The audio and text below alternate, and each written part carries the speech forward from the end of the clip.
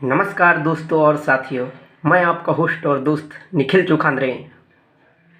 बने रहिए मेरे इस प्यारे सेशन के साथ, जिसमें मैं आपको बताऊंगा कि मध्य प्रदेश की खनिज संपदा और उनसे संबंधित कुछ रोचक तथ्य।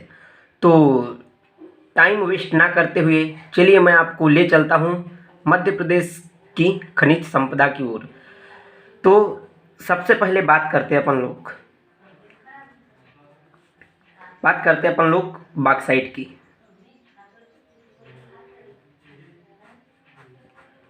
बॉक्साइट तो ये हमें मिलता है सबसे ज़्यादा अमरकंटक में। अमरकंटक में अब आपको पता है कि ये अमरकंटक में मिलता है, तो ये तो खनिज मिलता है। बॉक्साइट क्या है? खनिज। लेकिन अमरकंटक से नदियों का उद्गम भी है, कुछ नदियों का उद्गम स्थल भी है अमरकंटक। तो अमरकंटक से उद्गमित होने वाली नदियों के नाम तो फर्स्ट होती है जो उद्गमित नदियां हैं वो नर्मदा है, सोन है और थर्ड जोहिला। सोन, नर्मदा और जोहिला, ये तीन हमारी उद्गमित होने वाली नदियां हैं जो अमरकंटक से होती है। ये बात थी नदियों की, परंतु आज का हमारा टॉपिक जो है वो खनिज संपदा के ऊपर है।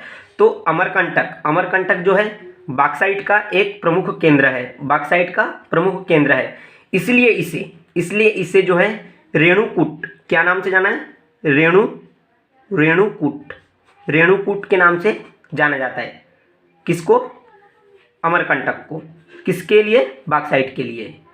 अब चलते हैं नंबर 2 पर। तो नंबर 2 पर अगर बात करें तो तांबा। अब तांबा जो है तो ये मध्य प्रदेश जो है देश के सबसे प्रमुख तांबा उत्पादक में एक है। तो ये सबसे ज़्यादा कहाँ पाया जाता है? हमारे बालाघाट। कहाँ? बालाघाट और छिंदवाड़ा। कहाँ? बालाघाट और छिंदवाड़ा में। तो ये बालाघाट के जो है मलाजखंड में, बालाघाट के मलाजखंड में जो है कॉपर की खुली हुई खान या ओपन माइन जो है सबसे बड़ी खान है हमारे देश की। और यहाँ जो है तांबे के खनन का काम तो ये करता है HCL। कौन करता है? HCL means Hindustan copper limited, जो है हमारे मध्य प्रदेश में तांबे की खानों का खनन का काम करता है। अब बात करते हैं चौथे नंबर की। तो इसमें आता है हीरा चौथे नंबर पर। तो ये जो है इसका देश में जो है एकमात्र इसका औद्योगिक स्तर की खान कहाँ पर है? पन्ना में। कहाँ? पन्ना और सतना में। ठीक है, डायमंड की। और हीरे के जो है खनन का संचालन कौन करता है? यहाँ खनन का संचालन, हीरे के खनन का संचालन यहाँ करता है NMDC, national mines development corporation, NMDC। यहाँ पर जो है हीरे की खान का संचालन करता है। कहाँ? अब हीरे की खान का संचालन तो हीरे की पन्ना जिले में दो प्रमुख खानों के नाम है। यह एक मझगवा और दूसरा उथली। ये हीरो की प्रमुख खानों के लिए प्रसिद्ध है। अब इसी के साथ हम लोग बात करते हैं कोयला की, जिसको ब्लैक डायमंड बोलते हैं। क्या बोलते हैं? Black diamond. तो अगर कोयला की बात करें तो यह भी जो है हमारे महत्वपूर्ण खनिज है, एक महत्वपूर्ण खनिज चाहिए है ये भी हमारा, है ना। तो ये प्रमुख रूप से कहाँ पाया जाता है? अपने सीधी। अब बात करते हैं सीधी। तो सीधी में क्या पाया जाता है? कोयला। परंतु सीधी में कोयले के खनन का काम कौन करता है? तो यहाँ काम करता है NCL। आपको ये पूछा जा सकता है कि NCL कोयला खनन कंपनी किस जिले में काम करती है? तो आपको याद होना चाहिए कि NCL कोयला कंपनी सीधी जिले में काम करती है। तो NCL means northern coal field, northern coal field, NCL northern coal field limited, है ना। इसी के साथ बात करते हैं, ये तो हुआ अपना पहला सीधी में, लेकिन और भी तो कहीं कोयला पाया जाता होगा। तो ये और पाया जाता है हमारे बैतूल, कहाँ? बैतूल और छिंदवाड़ा, बैतूल और छिंदवाड़ा, बैतूल और छिंदवाड़ा। तो बैतूल और छिंदवाड़े में WCL वेस्टर्न कोल लिमिटेड, वेस्टर्न कोल लिमिटेड जो बैतूल और छिंदवाड़े में काम करते हैं निकालने के। अब थर्ड नंबर पे और भी तो कहीं निकालते होंगे, तो ये उमरिया, उमरिया प्लस शहडोल, उमरिया और शहडोल। तो इसमें कौन निकालता है? SECL south eastern coal field limited जो उमरिया और शहडोल में निकालता है। अब बात करते हैं अपन लोग मैग्नीज की। किसकी? मैग्नीज की,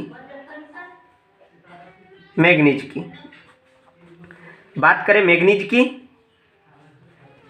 तो ये जो है ये प्रमुख खनिजों में से एक है। मैग्नीज भी प्रमुख खनिजों में से एक है।